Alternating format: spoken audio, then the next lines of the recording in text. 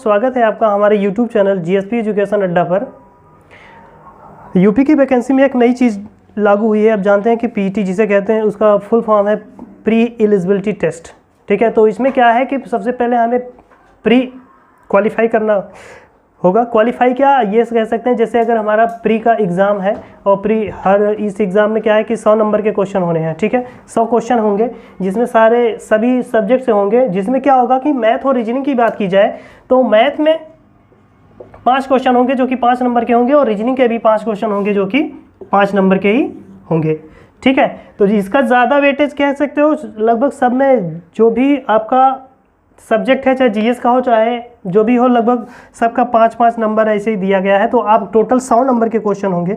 ठीक है, समय आपका शायद 2 घंटे है, देख लीजिएगा, 1.5 या 2 घंटे समय रहेगा।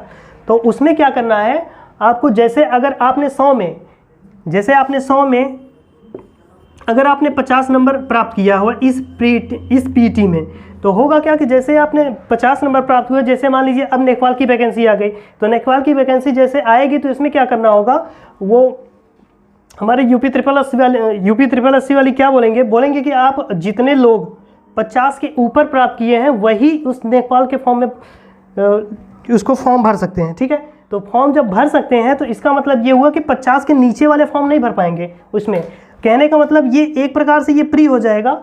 और उसके बाद जब आप नेकफॉल का फॉर्म भर लेंगे, जैसे 50 के ऊपर अगर इसमें आप प्राप्त किए हुए हैं, तो क्या होगा कि आप फॉर्म भर लेंगे और आप क्या करेंगे, उसमें अपना फॉर्म फिलअप करेंगे।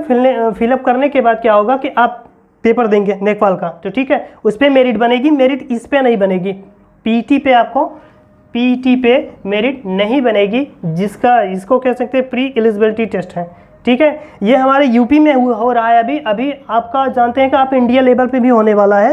ठीक है, और ये एग्ज़ाम जो है हर 6 महीने पे एक बार होगा और इसकी वैलिडिटी शायद 2 साल या 3 साल की होगी। अभी पूरा आप देखेंगे उसका नोटिफिकेशन डाउनलोड करके। और ध्यान दीजिए, ये वैकेंसी आपकी 25 जनवरी से इसका फॉर्म भरा, 25 मई से, ठीक है, इसका फॉर्म भरा जा रहा है और इसका जो 21 जून को लास्ट डेट है। ठीक है, तो आप सभी लोग इसको फॉर्म भरिए। इसकी एज भी ध्यान दीजिएगा, देख लीजिएगा, 18 से 40 तक की एज है और इसका मिनिमम क्वालिफिकेशन क्या मांगा है कि हाई स्कूल। ठीक है, 10th पास मांगा है। ठीक है, तो 10th पास वाले इस फॉर्म को भर सकते हैं।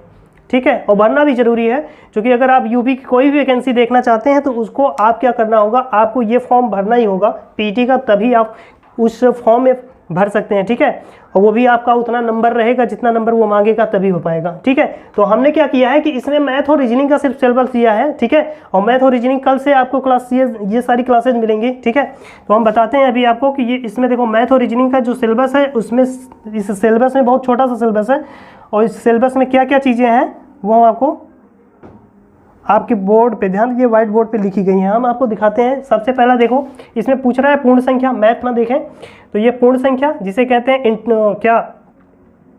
इंटीजर। ठीक है, अब ध्यान दीजिए, ये भिन्न है तथा दशमलव। ठीक है, तो ये तो मान लीजिए कि ये दो एक ही चैप्टर में नंबर सिस्टम में ये आ जाएगा। ठीक है, और उसी प्रकार से उसमें कैलकुलेशन बेस्ड भी क्वेश्चन पूछा जाएगा नंबर सिस्टम में ही। तो नंबर सिस्टम पूरा पढ़ना है, इसमें सिर्फ पूर्ण संख्या और ये भिन्न तथा दशमलव दे दिया है। ठीक है, तो भिन्न से संबंधित आप जानते हैं कैसा क्वेश्चन पूछा जाता है। तो भिन्न में क्या होगा कि कभी दे देगा 4 ठो भिन्न दे देगा, उसमें पूछेगा इसमें सबसे छोटी कौन है या सबसे बड़ी कौन है। ठीक है, तो या तो क्रम से सजाने के लिए दे देगा। तो खैर उसको हम जब पढ़ेंगे तो आप सीखेंगे। देखिए, दूसरा चैप्टर है, इसमें प्रतिशतता दिया है। ठीक है, परसेंटेज, वो भी पढ़ेंगे। ठीक है, ये हम आपको जानने के लिए बता दें, कल सुबह 8 बजे आपको परसेंटेज की वीडियो मिलना शुरू हो जाएंगी, एक वीडियो मिलना शुरू हो जाएंगे। ठीक है, तो हम पहला चैप्टर आपको परसेंटेज से ही शुरू करेंगे।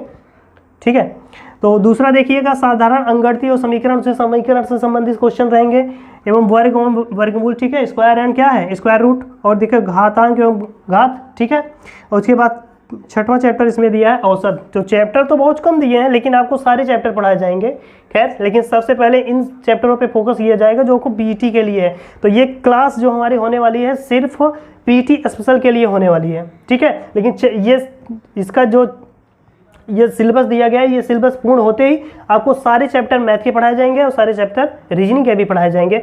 डेली आपको एक वीडियो मिलेगा, कभी कभार हो सकता है कि इधर उधर काम की वजह से ना मिल पाए। ठीक है, तो खैर देखिएगा, और रीजनिंग की बात की जाए तो रीजनिंग में आप देख रहे हैं क्रम एवं रैंकिंग, ठीक है। देखो लास्ट में दिया है यहाँ पे कोडिंग और डिकोडिंग, ठीक है, जो कि सबसे पहला चैप्टर है। जो इसमें क्या होगा, अक्षर से संबंधित क्वेश्चन रहेंगे, अक्षर से संबंधित भी क्वेश्चन रहेंगे और अंक से संबंधित मतलब नंबर संबंधित भी क्वेश्चन रहेंगे, ठीक है, नंबर संबंधित भी क्वेश्चन रहेंगे। अक्षर मतलब ABCD और Z तक रहता है ना, तो उसमें पूछते हैं, ठीक है। और देखिएगा पहला इसमें क्रम एवं रैंकिंग है, तो क्रम व्यवस्था होती है, बैठ की व्यवस्था होती है, ठीक है, मतलब कौन बड़ा है कौन छोटा है उसमें पूछ लिया जाता है। ऐसे ही एक कथन देके तो उसमें पूछता है कौन बड़ा है या कौन बीच में आएगा, उससे संबंधित। ये संबंधित कह सकते हैं, तो इसको संबंध दिखाने के लिए देखो ये सिर्फ संबंध लिख दिया है, इसको हम कह सकते हैं ब्लड रिलेशन, ठीक है। तो रक्त संबंध भी इसको कह सकते हैं, तो रक्त संबंध संबंधित क्वेश्चन इससे पूछे जाएंगे, ठीक है। तो ध्यान दीजिएगा। और तीसरा क्या दिया गया है, समूह से भिन्न तथा अलग, ठीक है। 4 ऑप्शन दिए रहेंगे, उसमें पूछेगा कि 3 क्या है, एक प्रकार से संबंधित है और एक अलग है, तो उस ऑप्शन को चुनना होगा। तो उस प्रकार से क्वेश्चन ये होगा तीसरे पे। चौथे पे चले तो ये है कैलेंडर एवं घड़ी। देखो दोनों अलग अलग चैप्टर हैं, ध्यान दीजिएगा, ठीक है, कैलेंडर एवं घड़ी। और अगला चैप्टर है हमारा कारण और प्रभाव, ठीक है।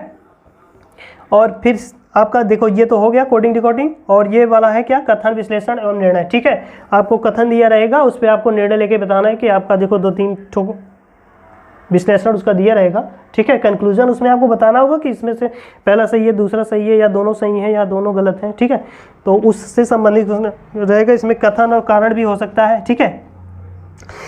इसको इंग्लिश में कहते हैं स्टेटमेंट एंड कंक्लूजन, स्टेटमेंट, ठीक है, एंड कंक्लूजन, ठीक है, ठीक है। तो उससे संबंधित क्वेश्चन रहेंगे तो हम आपको पढ़ेंगे, ठीक है। तो ध्यान दीजिएगा। तो ये हमारी सारी क्लासेस जो है, हमारी ये मैथ और रीजनिंग की क्लासेस, ठीक है। एक एक चैप्टर मैं कल से परसेंटेज शुरू करने वाला हूँ, तो आपको कल 8 बजे सुबह, ठीक है, ऑफलाइन ही क्लास मिलेगी, वीडियो रिकॉर्ड करके अपलोड कर दिया जाएगा, ठीक है, लेकिन 8 बजे मिल जाएगा, ये कंफर्म है, ठीक है।